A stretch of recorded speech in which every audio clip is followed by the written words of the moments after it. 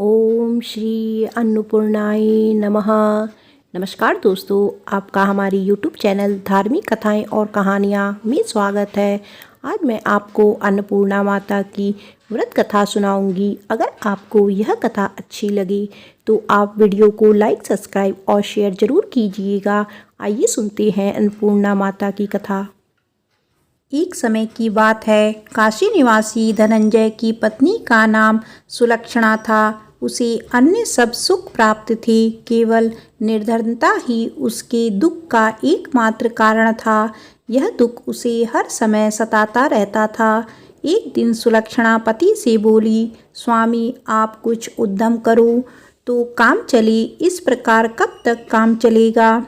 सुलक्षणा की बात धनंजय के मन में बैठ गई और वह उसी दिन विश्वनाथ शंकर जी को प्रसन्न करने के लिए बैठ गया और कहने लगा, हे देवादिदेव विश्वेश्वर, मुझे पूजा पाठ कुछ नहीं आता है, केवल आपके भरोसे बैठा हूँ।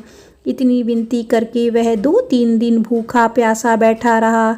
यह देखकर भगवान शंकर ने उसके कान में अन्नपूर्णा अन्नपूर्णा अन्नपूर्णा प्रकार 3 बार कहा। यह कौन क्या कह गया, इसी सोच में धनंजय पड़ गया कि मंदिर से आते ब्राह्मणों को देखकर पूछने लगा, पंडित जी अन्नपूर्णा कौन है। ब्राह्मणों ने कहा, तू अन्न छोड़ बैठा है, सो तुझे अन्न की ही बात सूझती है। जा घर जाकर अन्न ग्रहण कर।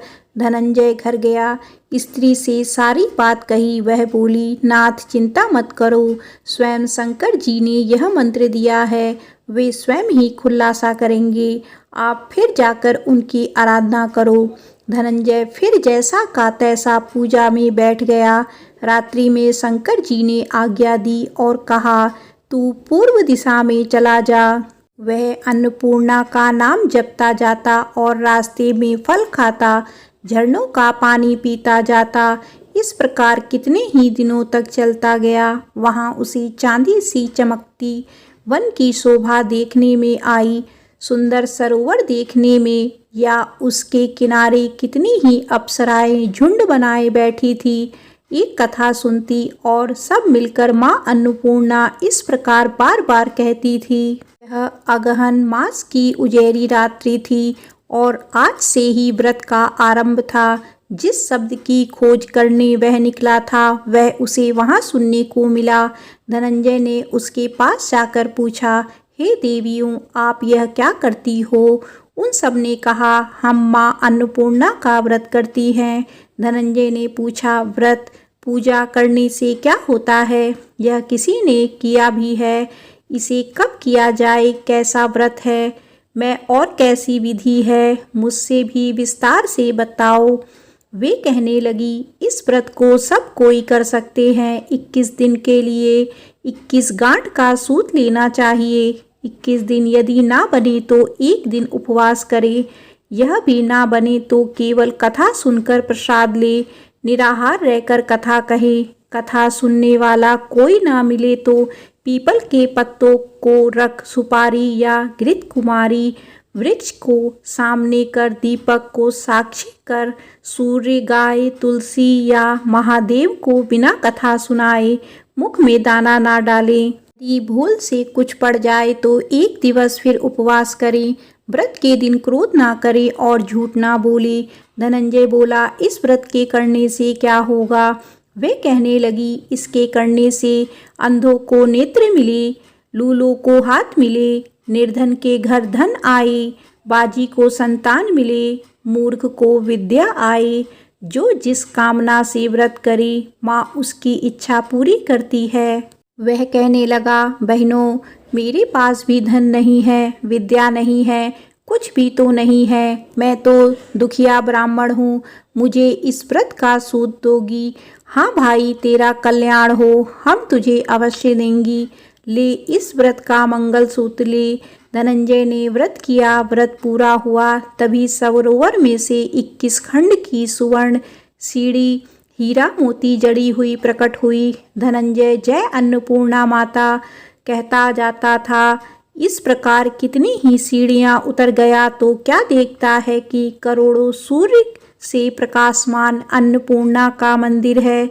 उसके सामने सुवर्ण सिंहासन पर माता अन्नपूर्णा विराजमान है। सामने भिक्षु हेतु शंकर भगवान खड़े हैं। देवांगनाएं जानवर डुलाती हैं, कितनी ही हथियार बांधे पहरा देती हैं। धनंजय दौड़कर जगदम्बा के चरणों में गिर गया। देवी उसके मन का कलेश जान गई। धनंजय कहने लगा, माता आप तो अंतर्यामिनी हो, आपको अपनी दशा क्या बताऊं। माता बोली, मेरा व्रत किया है, जा संसार तेरा सत्कार करेगा। माता ने धनंजय की जिह्वा पर बीज मंत्र लिख दिया। अब तो उसके रोम रोम में विद्या प्रकट हो गई। इतने में क्या देखता है कि वह काशी विश्वनाथ के मंदिर में खड़ा है। का वरदान ले धनंजय घर आया। सुलक्षणा से सब बात कही। माता जी की कृपा से उसके घर में संपत्ति उमड़ने लगी। छोटा सा घर बहुत बड़ा गिना जाने लगा। जैसे शहद के छत्ते में मक्खियाँ जमा हो जाती हैं, उसी प्रकार अनेक सगे संबंधी आकर उसकी बड़ाई करने लगे। कहने लगे, इतना धन और इतना बड़ा घर, सुंदर संतान नहीं तो इस कमाई का कौन भोग करेगा। सुलक्षणा से संतान नहीं है, इसीलिए तुम दूसरा विवाह करो। अनिच्छा होते हुए भी धनंजय को दूसरा विवाह करना पड़ा और सती सुलक्षणा को सौत का दुख उठाना पड़ा। इस प्रकार दिन बीतते गए। फिर अगहन मास आया। नए बंधन से बंधे पति से सुलक्षणा ने कहलवाया कि हम व्रत के प्रभाव से सुखी हुए हैं, इस कारण यह व्रत छोड़ना नहीं चाहिए। यह माता जी का प्रताप है जो हम इतने संपन्न और सुखी हैं। सुलक्षणा की बात सुन धनंजय उसके यहाँ आया और व्रत में बैठ गया। नई बहू को इस बात की खबर नहीं थी। वह धनंजय के आने की राह देख रही थी। दिन बीतने गए और व्रत पूर्ण होने में 3 दिवस बाकी थे कि नई बहू को खबर पड़ी। उसके मन में ईर्ष्या की ज्वाला दधक रही थी। सुलक्षणा के घर आ पहुंची और उसने वहां भगदड़ मचा दी। धनंजय को अपने साथ ले गई। नए घर में धनंजय को थोड़ी देर के लिए निद्रा ने आ दबाया। इसी समय नई बहू ने उसका व्रत का सूत तोड़कर आग में फेंक दिया। अब तो माताजी का कोप जाग गया। घर में अकस्मात आग लग गई। सब कुछ जलकर खाक हो गया। सुलक्षणा जान गई और पति को फिर अपने घर ले आई। नई बहू रूठकर पिता के घर जा बैठी। पति को परमेश्वर मानने वाली सुलक्षणा बोली, नाथ घबराना नहीं, माता जी की कृपा अलौकिक है। पुत्र कुपुत्र हो जाता है पर माता कुमाता नहीं होती। अब आप श्रद्धा और भक्ति से आराधना शुरू करो, वे जरूर हमारा कल्याण करेंगी। धनंजय फिर माता के पीछे पड़ गया। फिर वही सरोवर सीढ़ी प्रकट हुई, उसमें माँ अन्नपूर्णा कहकर वह उतर गया। वहां जा माता जी के चरणों में रुदन करने लगा। माता प्रसन्न हो बोली, यह मेरी स्वर्ण की मूर्ति ले, इसकी पूजा करना, तू फिर सुखी हो जाएगा।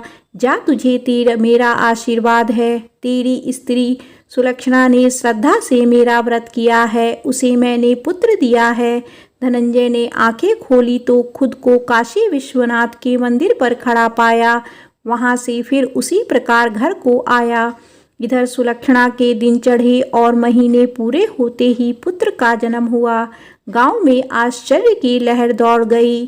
प्रकार उसी गांव के निसंतान सेठ के पुत्र होने पर उसकी माता अन्नपूर्णा का मंदिर बनवा दिया। उसमें माता जी की धूमधाम से पधारी, यज्ञ किया और धनंजय को मंदिर के आचार्य का पद दे दिया। जीविका के लिए मंदिर की दक्षिणा और रहने के लिए बड़ा सुंदर सा भवन दिया। धनंजय स्त्री पुत्र सहित वहां रहने लगा। माता जी के चढ़ावे में भरपूर आमदनी होने लगी। उधर नई बहू के पिता के घर डाका पड़ा, सब लुट गया। वे भीख मांगकर पेट भरने लगे। सुलक्षणा ने यह सुना तो उसे बुला भेजा, अलग घर में रख लिया और उसके अन्य वस्त्र का प्रबंध कर दिया। धनंजय, सुलक्षणा और उसका पुत्र माता जी की कृपा से आनंद से रहने लगे। माता जी ने जैसे इनके भंडार भरे वैसे सबके भंडार भरे। बोलो अन्नपूर्णा माता की जय।